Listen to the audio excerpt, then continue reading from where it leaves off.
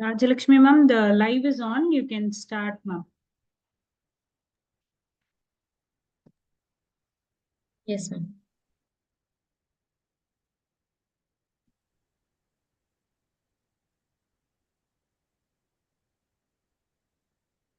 Hari Om. Good evening, esteemed dignitaries, distinguished speakers, respected faculty members, and dear participants. It's my privilege and honor to extend a warm welcome to you all on the second year of the Faculty Development Program on Ethical Issues in Research. At the outset, I would like to express my sincere gratitude to our esteemed Secretary, Mr. AVMK Shanmugam, for his continuous support and visionary leadership in fostering academic excellence and research integrity. I also extend my warm welcome to our respected principal, Dr. N. Bhuma, for unwavering commitment and support. We are privileged to have with us our distinguished speaker, Madam Dr. S. Shanthi, Associate Professor and Associate Control of Examination, Stella Maris College, whose expertise and insights will undoubtedly enrich our understanding of research ethics. I encourage all participants to engage actively in today's discussion and make the most of this learning experience a great success. A special word of appreciation goes to the organizing committee for the dedication and meticulous planning in ensuring the success of this program. Once again, I extend a warm welcome to all, wishing you a productive and insightful session ahead. Thank you. I request Dr. Matilda Salome, Assistant Professor, BCom General, to introduce the guest.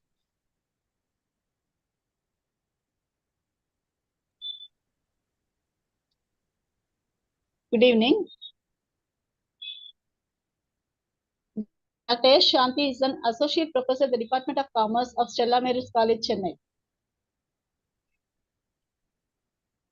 She is also the Associate Controller of Examination. She is having a teaching experience of over 37 years. Her area of specialization is finance.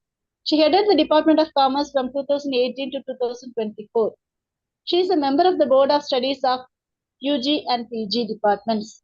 She is an IQAC member and member of CAS of Laila and Madras Christian College. She has restructured the syllabus for TNPSC and is a question paper setter of TNPSC. She is also the question paper setter of Teachers Recruitment Board. Now I kindly invite Dr. Shanthi to proceed. Hope I am audible. Yes, ma'am. Yeah. Yes, ma'am. Yes, yes. Yeah. Very good evening to each and every one of you all. First of all, I would like to extend my heartfelt thanks to the entire management of Avichi College, especially the secretary, principal, and Dr. Rajalakshmi, the head of the department, and for requesting me to be part of your webinar or your faculty development program, etc. And all the very best for the forthcoming events also. So today the topic of my discussion is ethics in social research. So we will just, though it is research is something which has been very common. So now why this ethics element has been important, we will just see it in this particular webinar. Okay, so here.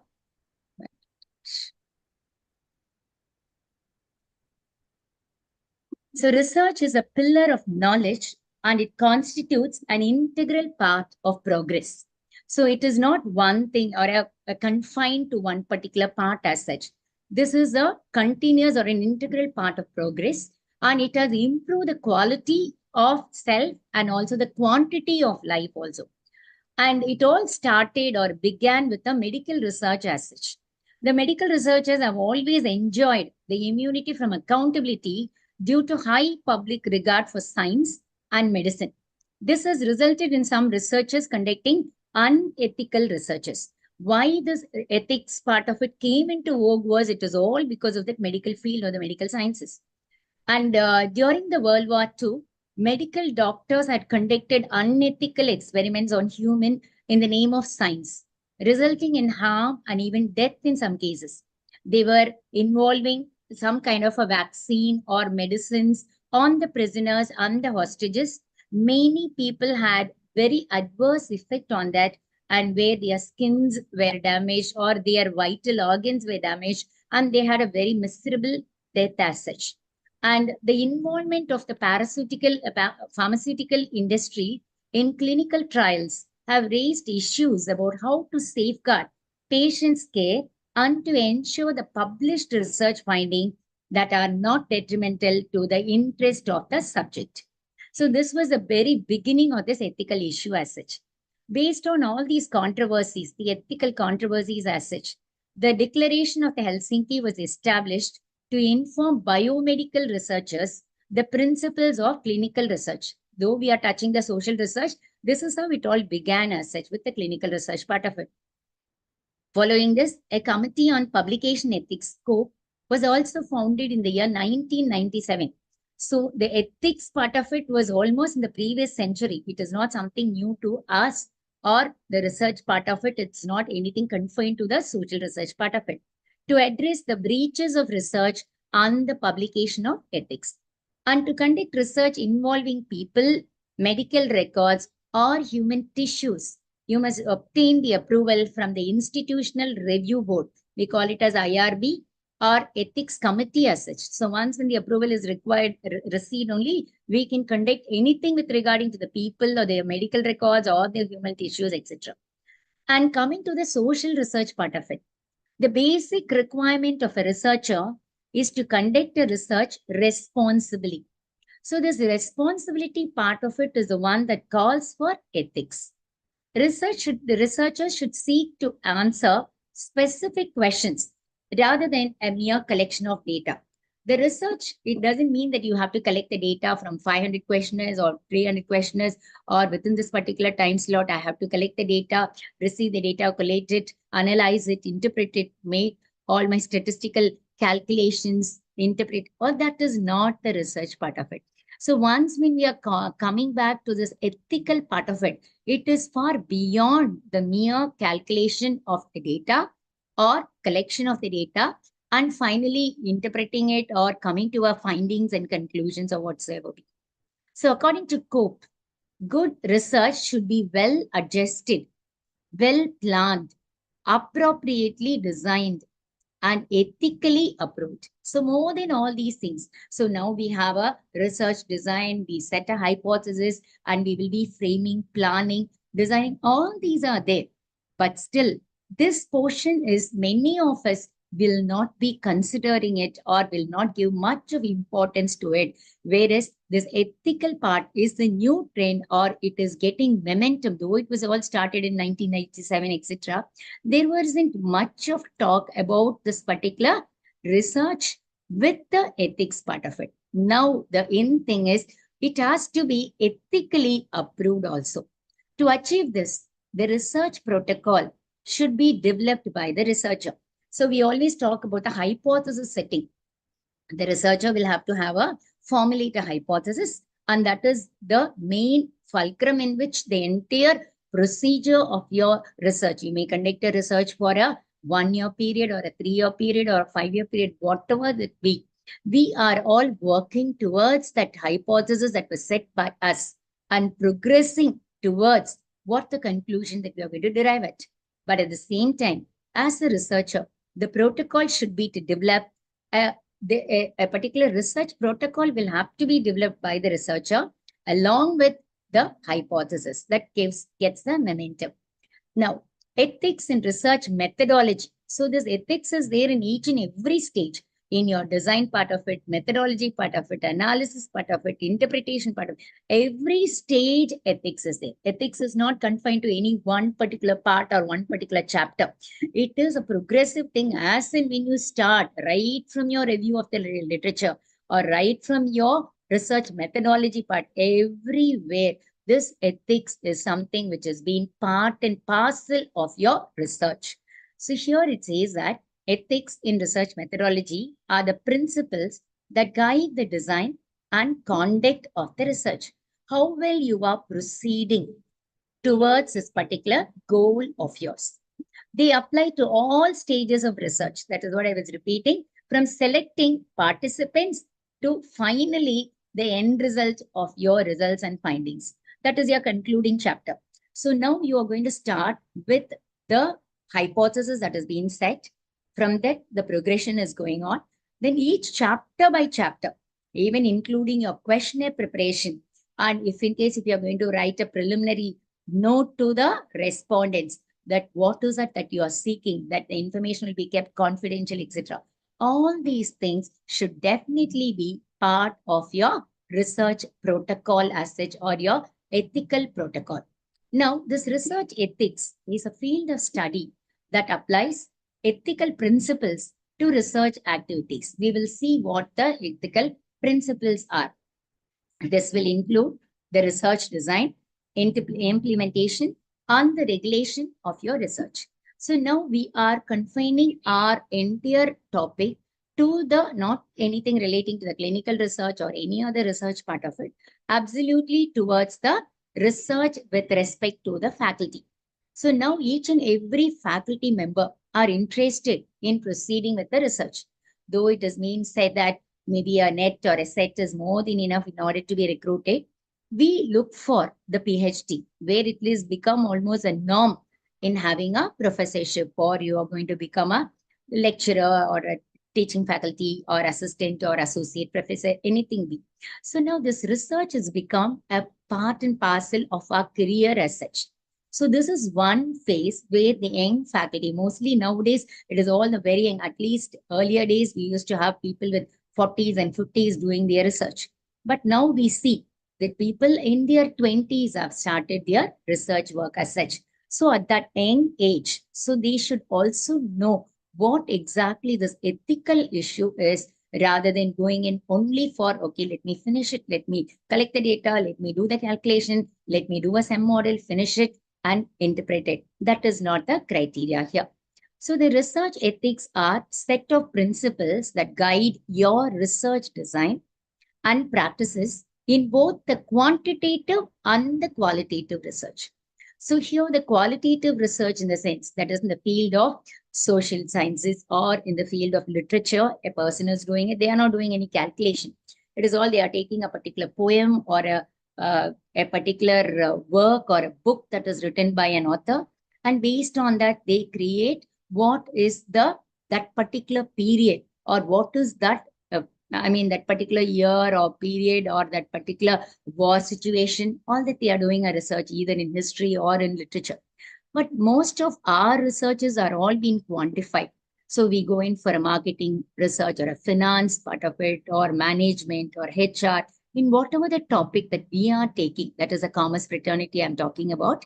It is all the collection of data, and the collection of data we collate it, we come to a conclusion part of it. So here the qualitative and the quantitative one, excuse me, is there any, am I audible? Am I audible? Yes, ma'am. Yes, ma'am. Perfect. Yeah, okay. Because I just got a call. I thought that any one of you all are calling to check with it. Sorry. Then this presentation will discuss on different ethical issues in research, including study design, ethical approval, data analysis, authorship, conflict of interest, and redundant publication and plagiarism. So these are a few topics on this ethics part that I have covered in this particular presentation. Now, ethics in research in general. What do we mean by this word? Ethics in research refers to a set of moral principles. Basically, ethics itself means the moral principle, because that is what the values are, or the ethics mean here. That is a general thing that is for the research also.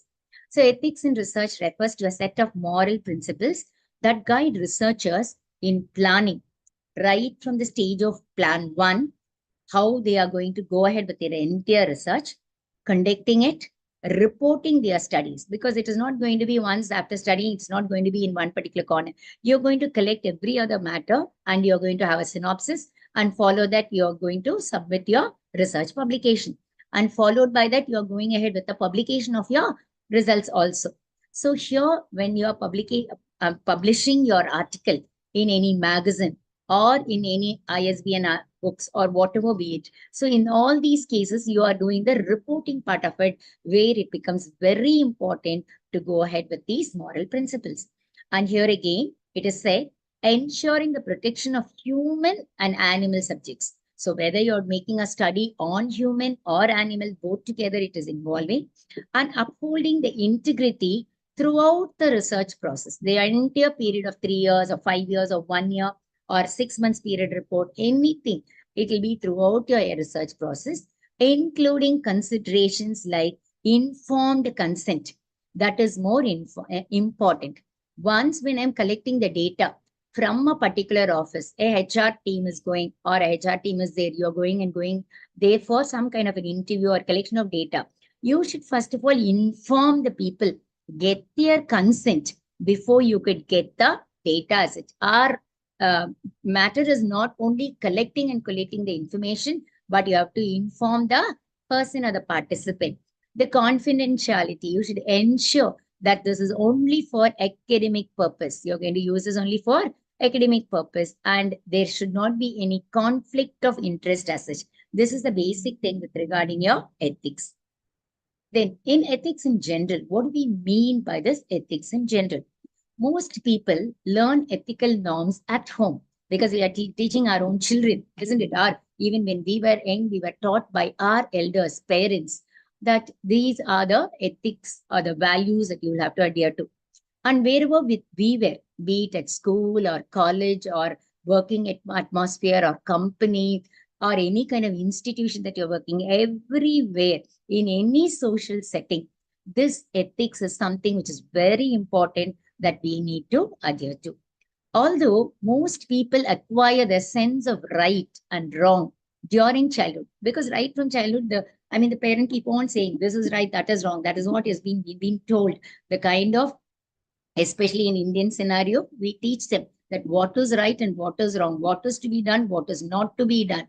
No, many cases we don't even give an explanation also. It is do means do, no means no. So that is how we are treating our younger generation also. Though that or we were being taught in that way. So that was the ethics that was taught, but that is not the one that I'm saying now. The sense of right and wrong. What is right? Can we go ahead with it? Which will be detrimental to somebody else's interest or not? I have to think about it, and only then I have to proceed. Then moral development occurs through their life, and human beings pass through different stages of growth as they mature. They are not going to be as children. From the children's stage, they move on to the adolescent stage, and then they go ahead about the matured, maybe an young youth stage. Then again, the later maturity stage. Then again, they are reaching their 60s. Then they are reaching their 80s. Okay, they are in different stages of growth. Everywhere, this ethics is something which has been very important. So ethical norms are so ubiquitous that one might be tempted to regard them as simple common sense, but definitely it is not at all a common sense. On the other hand, I would go ahead to say, if morality were nothing more than common sense, then why are there so many ethical disputes and issues in our society? If you just switch on the TV, you can see so many arguments, even either it is in politics or in the general scenario or the cinema industry or in anything in general. There is so much of disputes that are there, and many are based on the ethical issues as such. One plausible explanation of these disagreements is that all people recognize some common ethical norm, but interpret, they apply it and balance them in different ways in light of their own values and experiences. Because I think, okay, this is what is right. So it is my perception. I perceive it in my eyes, or I have a Google, or I have a, what is the lens or whatever the glass or whatever it is. Through that I'm going to see. So when I have my own preconceived notions and my own inhibitions, and that is what is affecting it. Say, for example, there are two people and they are saying that they are very much agreeing murder is a crime. Murder should not happen. So it is wrong. They agree towards it. But at the same time, that same two people may not agree when it comes to the morality of abortion is concerned. One might say it is all fine, it's all good. Other might say, no, it is a crime. So in which case, it is your perception. It is you how you are, perceiving that particular idea, or your preconceived notion is one that will tell you what is ethics according to you and what is not ethics. But at the same time, in general, it should not be of anything that is giving any bad information or detrimental to anybody's interest as such. So now, why is this research ethics important? There are different reasons. I've just taken 4 different reasons here. So one is the researcher may have many questions to answer. He or she will need to do a framework from which to answer these questions, because that is how the hypothesis is framed, as you all know, because all of you all must be doing research. So here, in case when you have already formulated your research methodology chapter, or you have already defined your research design as such, you would have had certain questions in you. Okay, these are all the things that I have it in mind. So this is the answer that I'm expecting, or this is what that I'm going to define at the end of my research. So first norm is to promote the aim of research, such as knowledge, truth, and avoidance of error. So I have certain questions, but at the same time, is those things where I'm going to travel to that will be of giving some kind of a knowledge, or is there any truth in what I'm going to do it? Or will there be any kind of error? Will I be able to avoid such error? So that is the first and foremost thing. So for example, prohibitions against fabricating, falsifying, or misrepresenting the research data. So I can have the data. So they will always say that statistics, they always used to talk about statistics. Statistics, it's only a tool. It can be manipulated in any way. So you can also say that if in case if this is the data, I can fabricate it, I can take the data in such a way that I can say or prove on to say that this is what it is. So if in case if I'm going to increase the data, or if there is an extraneous variable, I'm going to leave out that particular extraneous variable, or if there are too many factors that are involved, I'm automatically, weeding out those variables and taking only the variables which I am interested in, where there is a prejudice from my part. So when I'm going to fabricate and falsify and misrepresent the data, then in that case, your data or there is an ethic is already gone over there from your research part. The second part is, since research often involves a great deal of cooperation and coordination. These are the two things. It's like two eyes. It is a great deal of cooperation is also need to be there. They need to be a coordination amongst different people. So this research, I'm not talking with respect to an individual research that what faculty members are doing. In general, maybe a particular office is there, they are conducting a research. So they wanted to know what are all the opportunity to tap a new market elsewhere, or they are going to launch a new product. So there is a research that is involving in that, or a particular scientific experiment is being done in order to coin a new product, etc. So many people are in different disciplines and institutions are being involved in it. Maybe the cost manager is involved, or a management person is involved, or a person in the research team, R&D is involved. So all these people are collectively or collectively are working towards a cooperation, and coordination is being most important over here. So ethical standards promote the values that are essential of collaborative work. There should be a trust. Mutual trust should be there. Okay, if in case if I'm going to give all these data to another team, that the team is going to work on that. So I am ensuring the confidentiality that whatever the data that I'm sharing with, that will be accountable. There will be a mutual respect between team A and team B, or department A and department B, and everything is fair in this particular collective and cooperative work as such. But this part doesn't apply as far as an individual research, like faculty research or the social research that is being conducted by the faculty members. So here, for example, many ethical norms in research, such as guidelines for authorship. This is what we are coming here.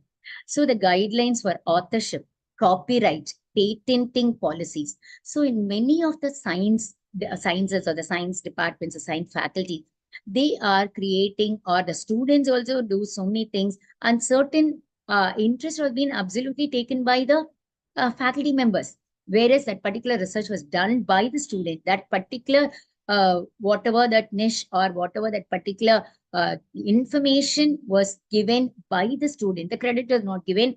The authorship, if there are co-authored, the one person who is little up on the other side will be able to override the other person. The copyright will not be given at all. The patenting policies are not given. All these are very important with respect to the ethical issues, data sharing policy, confidentiality rules in peer review, and designed to protect intellectual property interests. So when I have coined something, I have formulated something, I have designed something, I have found something, maybe it could be a mathematical equation or a derivation or a scientific model, or in biochemistry, I'm doing something, or in chemical lab, I'm doing something. So all these are ethical norms in research, even the teachers are involved in. So most researchers want to receive credit for their contribution and do not want to have their ideas stolen or disclosed prematurely. So they have their own idea. So why should I be sharing it with somebody else? And these ideas of mine are being stolen, or it is before I could nurture the whole thing, somebody else is already stealing it. So here the ethics comes over. The third part is many of the ethical norms help to ensure that researchers can be held accountable to the public also.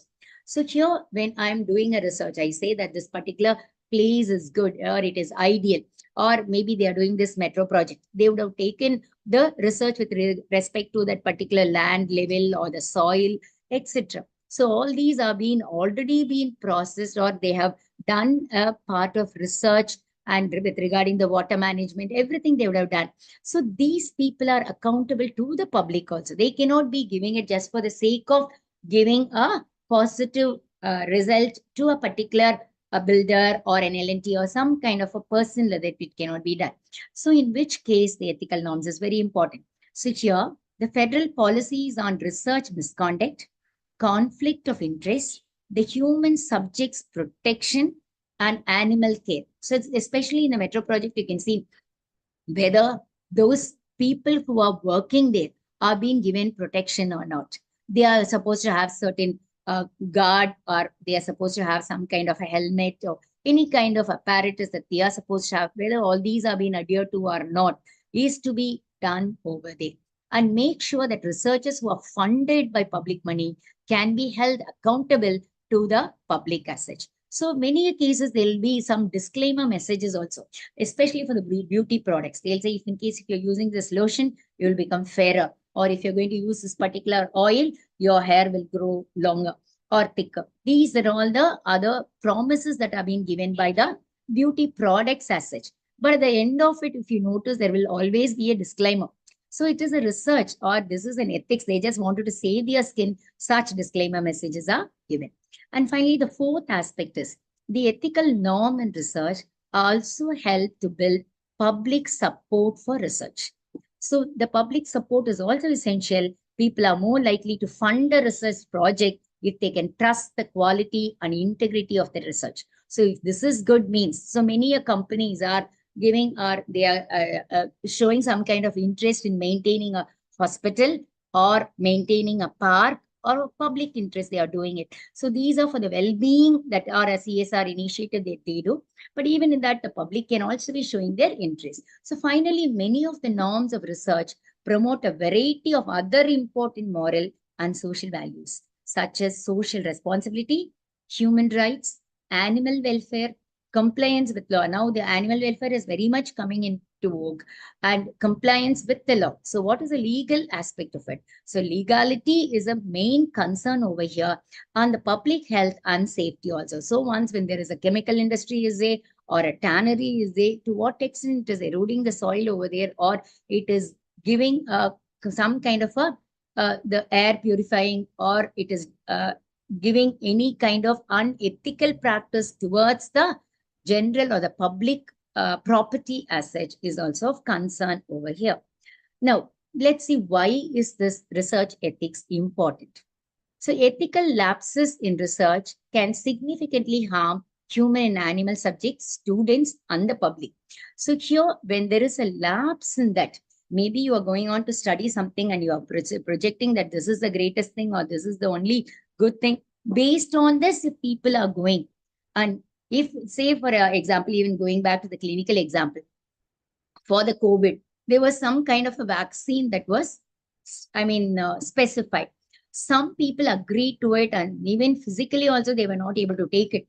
But at the end of it, we were all able to administer that particular vaccine or whatever it is. So there was a research that was continuously done in that one particular period where based on the research, they found there is a particular vaccine A, vaccine B. So a vaccine A was administered, vaccine B was administered, and based on that, what was the effects? For some, they have a no significance at all. The others had a significant difference in whatever that was administered over there.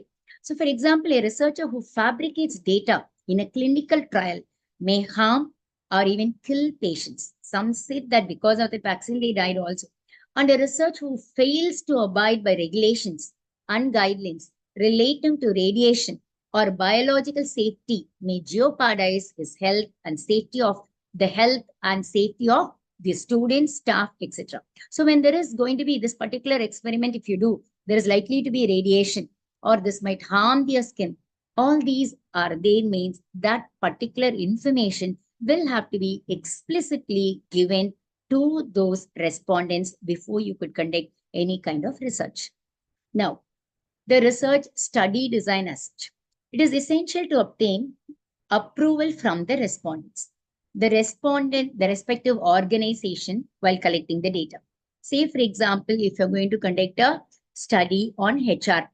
So in the IT department, if you wanted to go for an IT company and you're collecting the data from the IT personnel. So before you could go and collect the data, you will have to get the respective organization's permission as such. Otherwise, from that, because most of us now, we do only the data collection in only those days before 10 years or 20 years, you can say that the data was collected in person. Now it is all Google Forms. So in such cases, how we are going to get the, respective organization's permission, maybe to a bank, you're going to talk about to the bank employees, or you're going to talk about or make a research based on the employees or the other details that have been provided in a bank. So in a banking environment or in an IT office as such, you will have to inform the organization. Then the research proposal should discuss potential ethic issues pertaining to the research.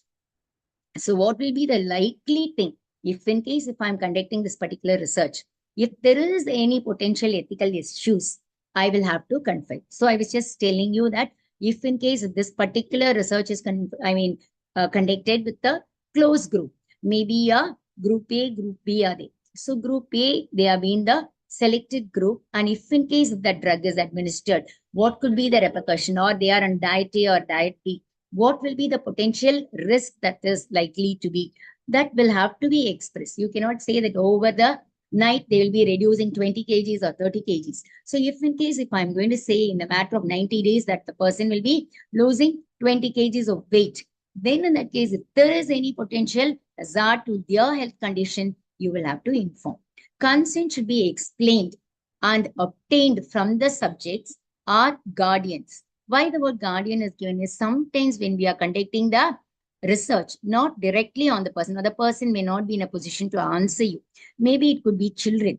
When you're going to conduct the research on the children less than 5 years of age. So maybe in that case, you can ask your mother about the feed or about the different type of the baby food that is available, whether the children like the baby food, etc.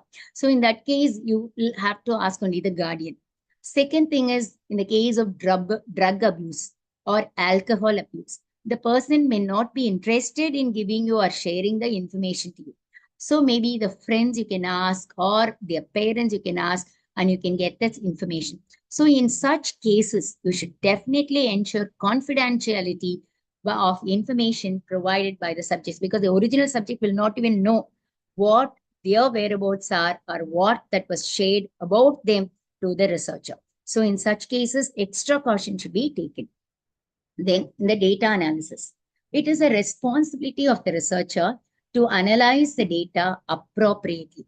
You can do any type of data analysis. Maybe you are doing a particular thing with SPSS, or you're doing it in Excel, or you're doing it in R language. That doesn't matter at all. Or you're doing a chi-square analysis, or a ANOVA, or you're making a man with me, anything. That type of analysis, what you are doing is left to the individual, because based on that particular person and your statistician, that he is going to help you in making an analysis which will be more appropriate. But here what I'm coming to say is, although inappropriate analysis does not necessarily amount to any kind of misconduct. Maybe you have chosen a wrong data or a wrong type of statistics. You should not have taken a chi-squared, or you have taken it, or a non-parametric test to be used where you have used a parametric, whatever the case be. That is not a misconduct here. The intentional omission of result, maybe you have got a result, but this particular result you don't want to put it under your analysis, or you don't want to show it under your findings. So this may cause misinterpretation and mislead the readers. So it is maybe I mean, you're doing on the financial research, or you're saying the mutual funds, or what is the market, the current market trend is literally going down. So if in case, if you're going to interpret anything like that, that should not be at random using some words. Okay, market is down, the share prices are down. Okay, you just go invest. This is the best time to invest so that you'll be able to buy more shares or more debentures or more number of units you will be able to. That is not the way of interpreting it as such. So you cannot be misleading the readers because of any one information that is given or your analysis part of it. Again, I'm repeating about this fabrication and falsification of the data. Once, if you're going to fabricate your data, there is no, maybe you have conducted questionnaire or collected the data. Maybe you have collected around 400 to 500 questionnaires. In that, you find maybe around 50 to 100 questionnaires. The questionnaire is not filled in fully. They have done only, maybe if there are 25 questions, around 20 questions are done, 21 questions are done, or 22 questions are done. It cannot be at the end of it, you give a tick over here and there, or say an yes and no, and you just make it as a full-fledged data. Because once when the data is not completed, all your 25 questions are not done, then in that case, you cannot be considering that as a full-fledged questionnaire at all. That particular collection of data is redundant. You cannot use it in your research. So if in case, if you are on your own, you're going to make some changes over here and there and make your sample size to that particular extent, then in that case, it is again a wrong data analysis that I would say. To ensure the appropriate data analysis, all sources and methods used to obtain and analyze data should be fully disclosed. What are the sources that you have taken? Whether you have taken a primary data or a secondary data, or what are the other methods of collection of data that you have gone ahead with, everything will have to be fully disclosed by you so that the reader will be having a better idea. So they'll be able to say, okay, this particular person has done all these research and this finding is being so authenticated with all that A plus B plus C, everything together. So in that case, your data, you are fully disclosing, and it is without any bias or any kind of prejudice. If there are any issues of bias, the researcher has to explain how they have been dealt within the design and interpretation of the study. Sometimes it becomes inevitable. So the researcher will have to take it with that kind of a bias only. Then in that case, it's better to present it. So maybe you are going in for an IT firm, you are going in for the team data collection. It so happened there were more number of men and less number of women. So it was not a 50-50, or you were not able to even get 10 female workers in your study. Then in that case, you'll have to express it. This was the situation. This was the type of a job that I had gone in for, or this is the type of the office that I had gone in for. And the male and the female ratio is not proportionally, it is not equal. That way you'll have to give your own, your own authentication saying that this is how it has been dealt with without any bias. Then it is the authorship. An author should have made substantial contribution to the intellectual content. So when I say that this particular book was authored, so this book was published, or this research work is being done, then the contribution of the intellectual content should be there, and including the conceptualization and designing the study. Not only that, they have to acquire, analyze, and interpret the data. Everything is done means then you can take the full credit of that authorship. But if somebody else is pitching in, or if A is doing chapter 1, B is doing chapter 2, and finally you come and say, okay, this is my authorship, means this is not the way that it has been. It's co-authored, I'm not coming to that at all. But when authorship means there should be a substantial contribution to it.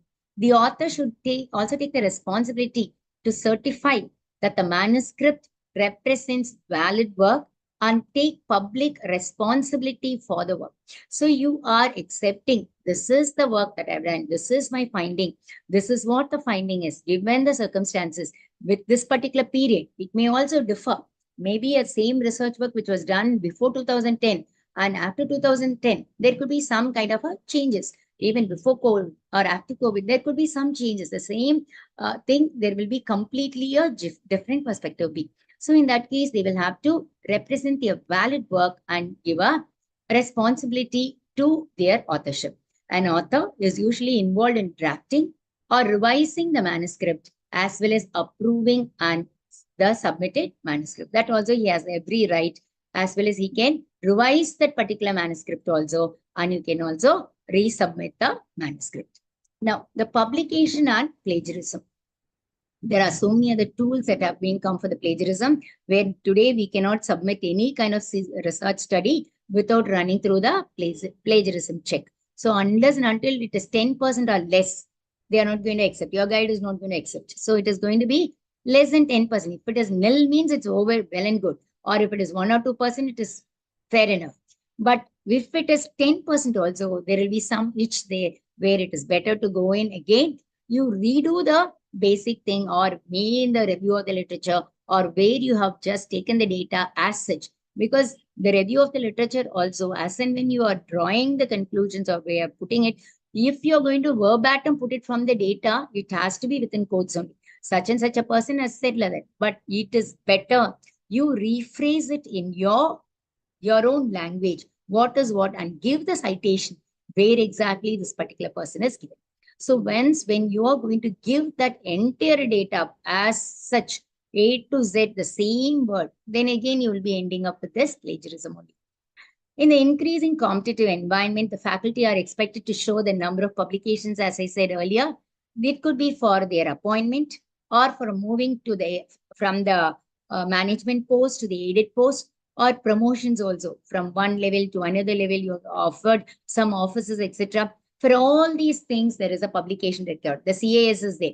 So once if you're going to career advancement program, if you're going to go in for everything A to Z, UGC will be requesting for all the details of your publication records and results and how you were and what position you were holding, what conferences are the things that you have held, everything they are going to ask for.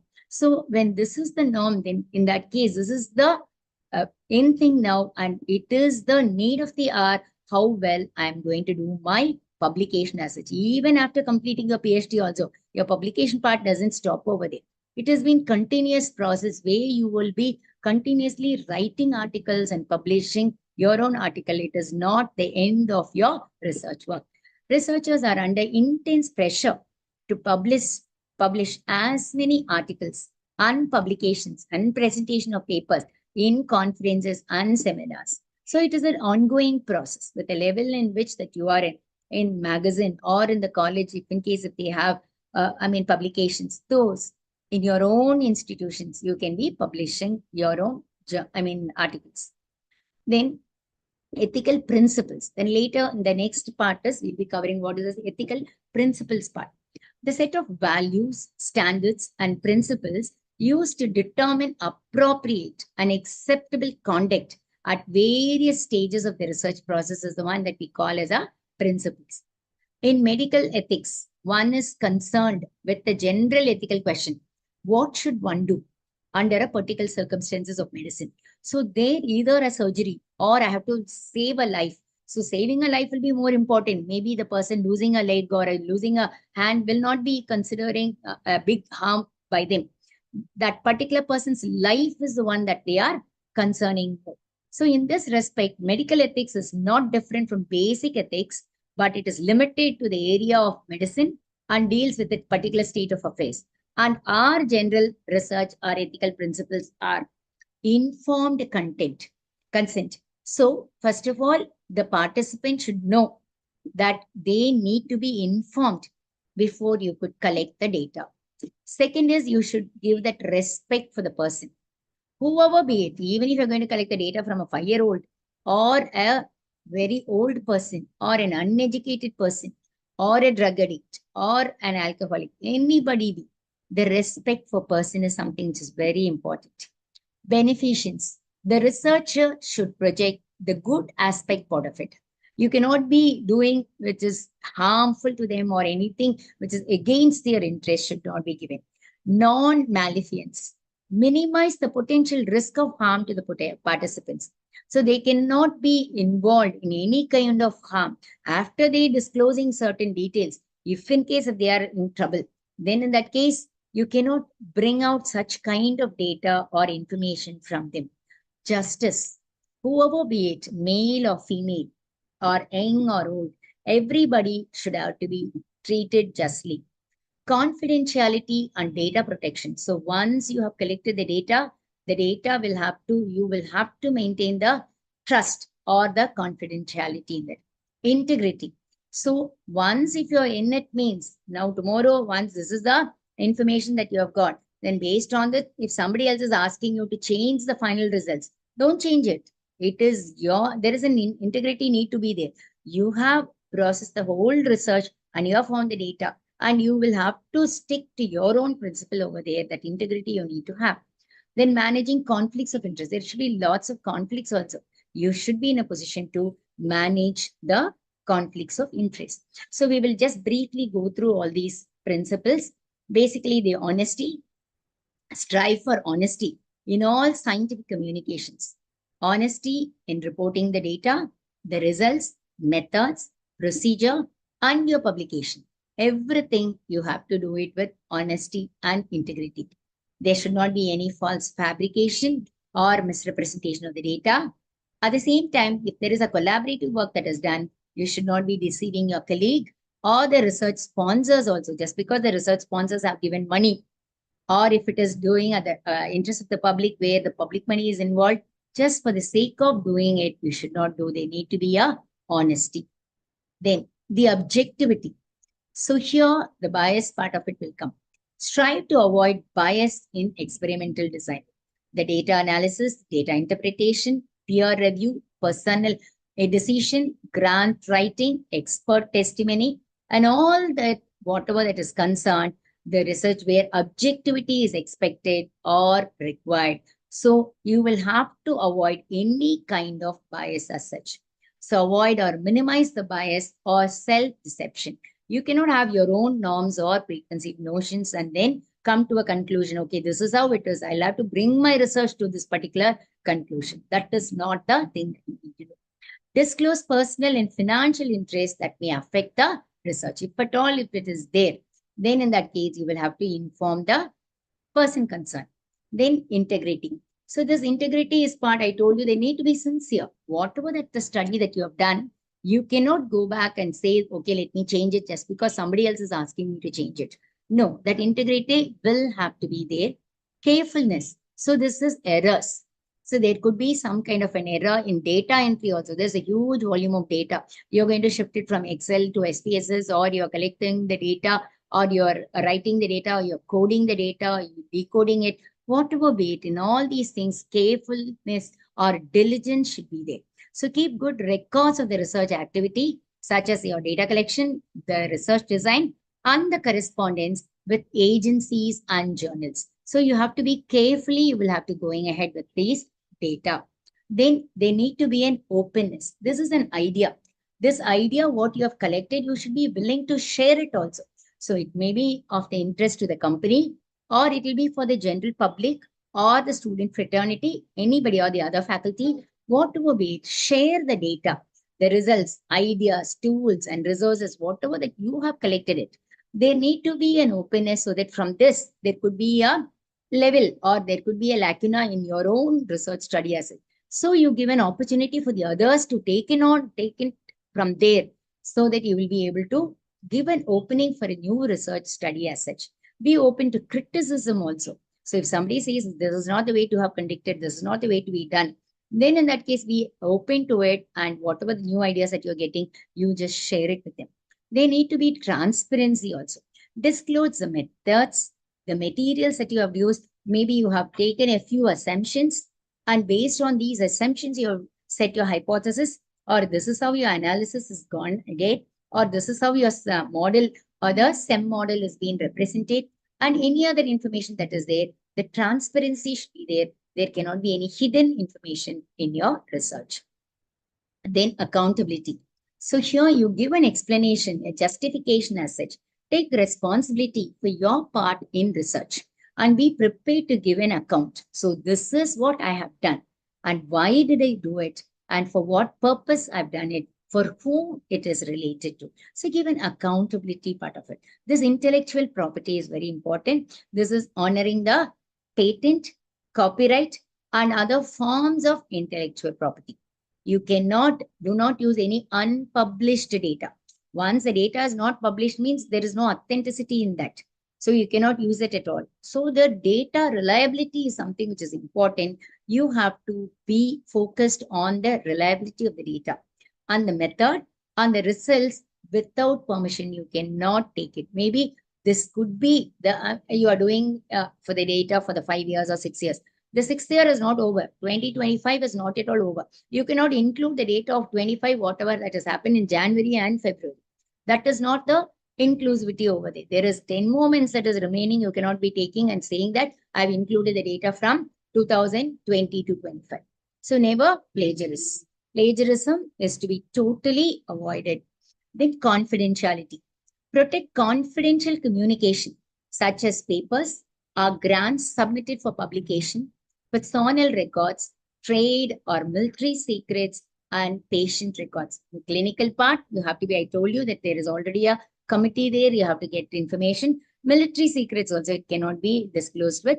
And any other type of publication which is already given, you cannot be going and disclosing all those details which has been given to you. Responsible publication. Publish in order to advance research and scholarship, not to advance your own career. So this is one thing which we need to keep it in mind. Publish in order to advance research and scholarship. So our idea is to give some kind of impart that knowledge. We are all teaching fraternity. We're all here to, like a ladder, we are always there to enrich the knowledge to our students. So likewise, we will have to be there in order to advance the research and scholarship, not to just advance in our own career. Avoid wasteful and duplicative publication. So once you've already done it in one particular paper, means again you don't do fabrication here and there and put it in another journal. That need not be done. So in that case, wasteful and duplicative publication should not be done. Responsible mentoring. Help to educate. So once when you have done your research, you can also be a mentor or an educator. You can advise your students also. Even when you're doing your research, the students' research will be just for a semester.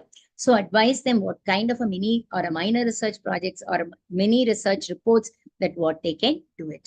Promote their welfare and allow them to make their own decisions. That is how we allow them to nurture or grow. Social responsibility.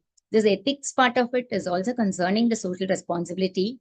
Strive to promote social good and prevent or mitigate social harms through research, public education, and advocacy. So you will have to promote to the social good part of it. The CSR is not only for the corporate. So the social responsibility is concerning each and every one, especially the teaching fraternity. Non-discrimination. Avoid any kind of discrimination against colleagues or students on the basis of sex, race, ethnicity, and other factors not related to scientific competence and integrity. So there cannot be any kind of discrimination. So, and here a caste or community or the state-wise, any kind of, that's what ethnicity, any kind of or racism, nothing, not a kind of discrimination is to be encouraged. Competence. Maintain and improve your own professional competence and expertise through lifelong education and learning. As far as the teachers are concerned, lifelong we will have to be learning. So at least the students will finish that one particular semester and it's all done and dusted by them.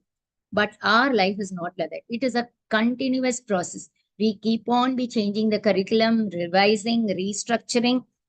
We go to the new board of studies, then again, the curriculum restructure is happening or the certain syllabus are taken or the old papers or redundant papers are removed and a new paper is introduced and we'll have to learn completely a new paper and teach. All these are there. The competency and the learning is something a teacher can never stop learning. Take steps to promote competence in science as a whole. Human subjects protection. So when conducting a research on human subjects, minimize harms, risk, maximize the benefits, respect the dignity, privacy, and autonomy. You will have to take special precaution with vulnerable population, especially when you're going to do a research, say for example, on a self-help group. So the self-help group women, mostly they are not much educated, but they are very talented. They know everything. They know how to do a basket or home cooked food, or maybe so many other things they are good at. But at the same time, they're not too good at marketing. They don't know proper billing. They don't know, they are not educated. They don't know to write a proper bill also. So in such cases, such kind of vulnerable population, if you're conducting a research, you will have to be subject to the human protection. Strive to distribute the benefits and burdens of research fairly. If it is a collective group work that you're doing, you will have to share the burden. And if it is co-authored also, it has to be shared. Legality.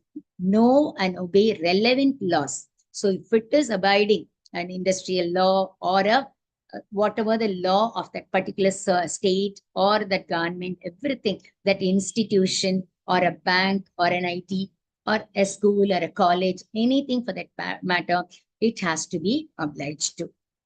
Now, the ethical decision making in research. So here in this case, we are taking the decision making.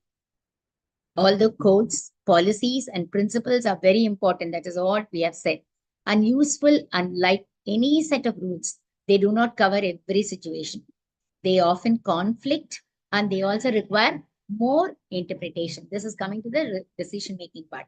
It is therefore very important for the researchers to learn how to interpret. So I have done all my calculation. I've made my analysis. I've said these are all the things. But how am I going to put it across? And I have to apply various research rules and how to make decisions and then act ethically in various situations. The vast majority of decisions involve the straightforwardness and application of ethical rules. Then what are the harms as such? These are other considerations, like there could be a potential harm. That is why I'm saying that minimize the risk of harm to the respondents. That is especially when they are small children or mentally retarded or drug abused people, etc., the environment and property. Communication, communicate the results responsibly without any bias, either to a bank or a office or any organization for that matter. Sampling design, explain the reason for choosing a particular group of participants. So why you have weeded out the other participants? So what is the reason for leaving them out? Why you have taken a specific group? You will have to justify your sampling design too. So here, I don't think this is very clear. So here, what it is given is, this is the research ethics, where the citation, punctuality, and it is the getting the consent, and it is a scientific permission, and respecting the individual, privacy, and honesty and objectivity. These are the basic tools as such. Each and everything is integrated, and this is a basic norm of your research ethics. Now, I'll conclude it with two different case studies, just like a small example. Dr. T has just discovered a mathematical error in his paper that has been accepted for publication in a journal. The error does not affect the overall results of his research, but it is potentially misleading.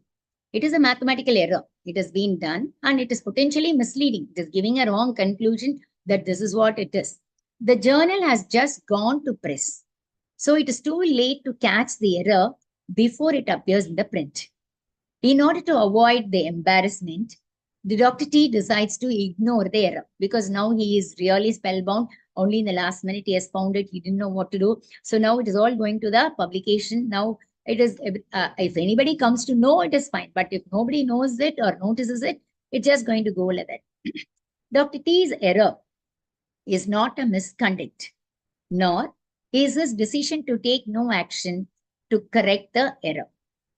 Most researchers, as well as many different policies and codes, would say that Dr. T should tell the journal Or if in case if it is being co-authored, you should go and confide it to the other author also about the error and consider publishing a correction of the date or errata. Failing to publish a correction would be unethical. Excuse me.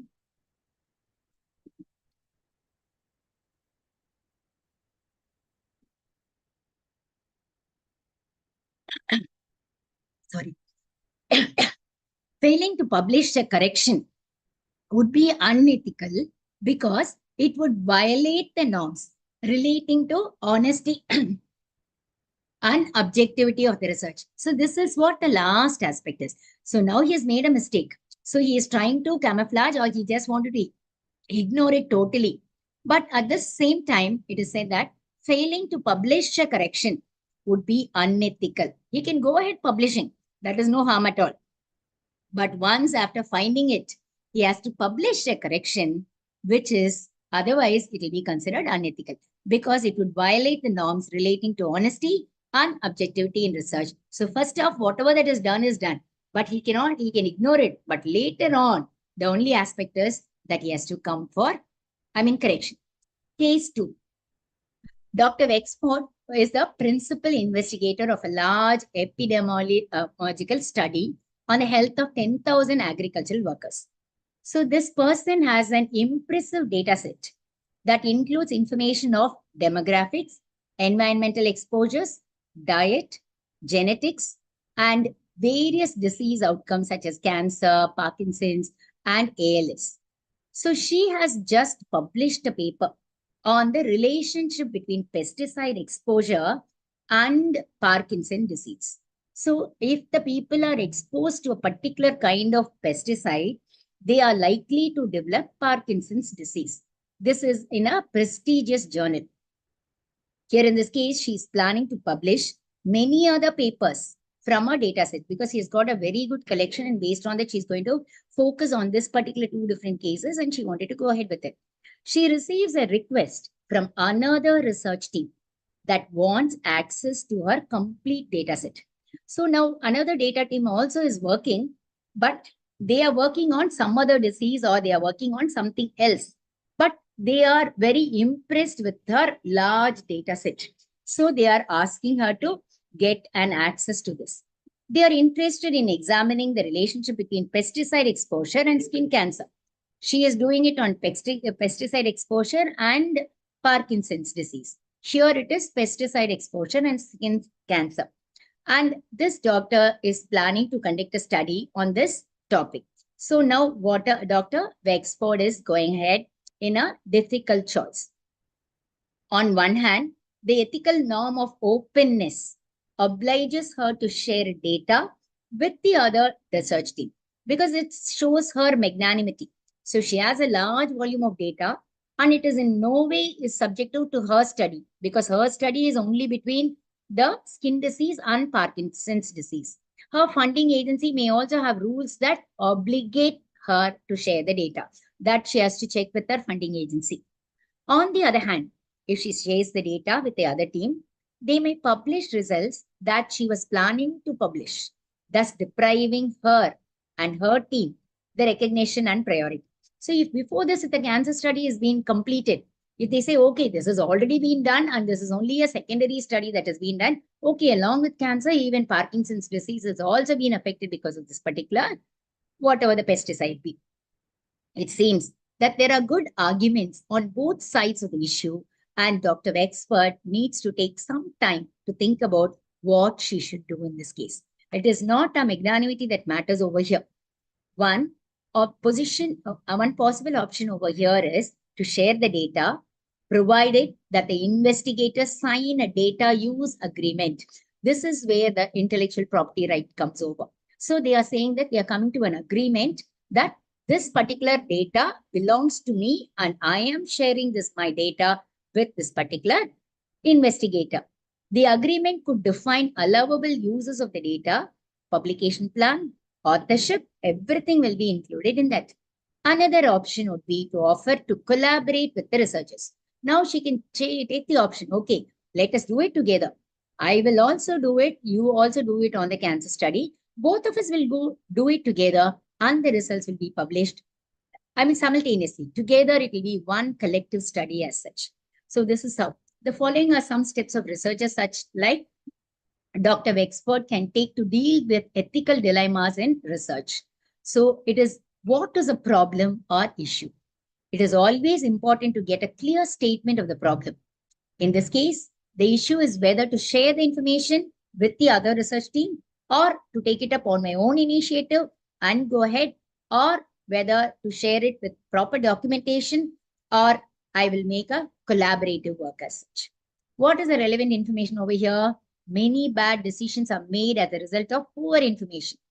So without knowing, Dr. Wexford needs to know how more information concerning such matters, whether the funding agency will accept, or the journal properties or the policies and whatever that has been applicable over here, the team's intellectual property rights. All these are the things that are very essential over here. The possibility of negotiating some kind of agreement with the other team, whether the other team also has some information it is willing to share. It is not only she sharing it, whether team B with the cancer and the other diagnostic thing, will they be sharing their own data also? And the impact of the potential publication is all to be the concern over here. The relevant information will have to be gathered. So what are the different options over here? People may fail to see different options due to limited imagination, bias, ignorance, or fear. So this is the crux of the issue. So how I'm going to proceed with? In this case, there may be other choices besides sharing or not to share. That is not a mere concern of whether I can share it or not to share, or negotiate an agreement or offer to collaborate. But what I am going to do, how I am going to do, and what are my options, and how I'm going to proceed with. How do ethical codes or policies as well as legal rules apply to this? The university or funding agency may have policies on data management. They can say that all these data I have given to Dr. Wexford, thinking that she will do a justice. She cannot be sharing it to somebody else. So in that case, all her funding, other federal funding or whatever the corporate funding that was done can all be withdrawn. Broader ethical rules such as openness and respect for credit and intellectual property may also apply in this case. Laws relating to intellectual property may be relevant too. And here, at the end of it, are there any people who can offer ethical advice? It may be useful to seek advice from colleague, a senior researcher, your own department chair, the head, an ethics or compliance officer, or anyone else whom you can totally trust. So here, it is only the trustworthiness is more important. So because you are getting an advice based on which you're going to proceed with your research work. In the case, Dr. Wexford might want to talk to her supervisor and the research team before making any such kind of decision, not to take anything on her own initiative. After considering these questions, a person facing an ethical dilemma may decide to ask more and more questions, gather more information, explore different options, or consider various other ethical rules too. However, at some point, he or she will have to make a decision and then take an action. Ideally, a person who makes a decision in an ethical dilemma should be able to justify his or her decision to himself or herself. First of all, she has to agree to that, as well as to her own colleagues, the team people, or her own guide, the administrators or the management and other people who are likely to be affected by the decision of hers. In conclusion, those of you who are doing research may be wondering, why are we required to have education in research ethics? You may believe that you are highly ethical and know the difference between right and wrong. You would never fabricate or falsify the data or plagiarize. Indeed, you also may believe that most of your colleagues are highly ethical and that there is no ethical problem in research. If you feel that way, relax. There is no harm at all. You're all good. No one is accusing you of acting unethically. Indeed, the evidence produced so far show that misconduct is a rare occurrence. Very rarely it happens, despite some highly publicized scandals are there. So in our research, there isn't anything such deviations are there, but the research or the ethics in social research is a Very important now. Nevertheless, although misconduct happens frequently, it can still have tremendous impact on science and society when does it occur, because it can compromise the integrity of research, erode the public trust in science, and waste time and resources too. The rate of that misconduct has been estimated very insignificant. It is 0.001% of the researchers per year, based on confirmed cases of misconduct of federally funded research, to a high 1% researchers per year based on self-reports of misconduct and anonymous surveys. So it is just a conclusion that this is what by the ethics part or going beyond the ethics has been said. As I put it across previously, you don't need to be very much concerned about this. As long as you have done your research well and it is unethically, it has been done, you can go ahead with your publication without any fabrication or whatsoever. So all the very best, dear participants, the student participants or the research people who are joined this FDP, must be all N faculty, I believe. So thanks for your patient listening, and thanks for the opportunity, Dr. Rajalakshmi and the management of Avachi College. Thank you. Thank you, ma'am.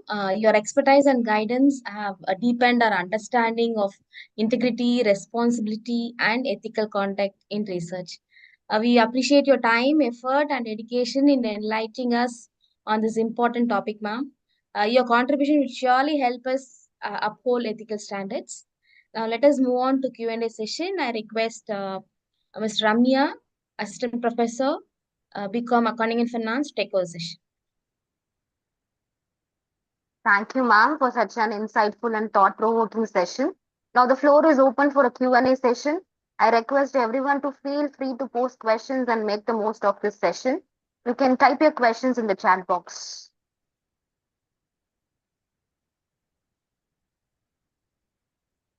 The participants can type your questions in the chat box.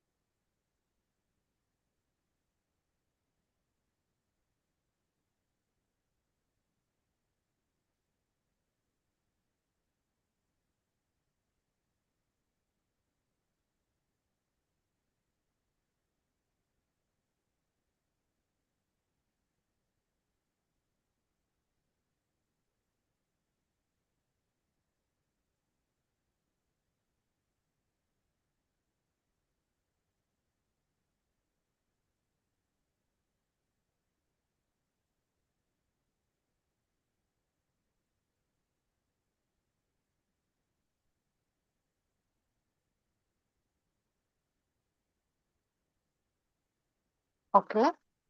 Thank you, ma'am. There are no doubts that have been posted in the chat box. I request Mr. Arun Kumar, Assistant Professor from BCom Accounting and Finance, to deliver the vote of thanks. Thank you.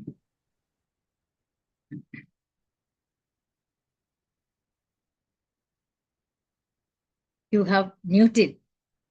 I should unmute. Arun, check your microphone, please. Audio. Sir, sorry, you're still muted. Just unmute the microphone. Yes, it is audible, ma'am. Yes, Papa. Hari Om. As we conclude today's section of Enrich 5-day national level online faculty development program, I would like to express my heartful gratitude to all those who made this success. First and foremost, I extend my sincere thanks to Mr. AVM K. Shanmugam, Secretary of Auchi College, for his invaluable support and guidance. And special thank you to Dr. Hen Booma, the principal of Auchi College, for her unwavering and encouragement, and for the faculty to opportunities to growth and learning. And I would also like to express my deepest appreciation to our research person, Mr. SHANTHI, Associate Professor and Associate Control of Examination at Stella Maris College. The insightful section on ethical issues in research has undoubtedly left us with a valuable perspectively and implement in our academic endorsement. A big thank you to the Department of Visual Communication for the technical support. I would also like to acknowledge and thank you all the faculty members who attend and actively participate throughout the program. Last but not least, I would like to extend my sincere thanks to the organization committee for their hard work, dedication, and meticulous planning. Thank you all once again, and I hope that you take back not only new knowledge, but also the new connecting and inspiration to carry forward in your academic journey. Thank you, ma'am. Thank you.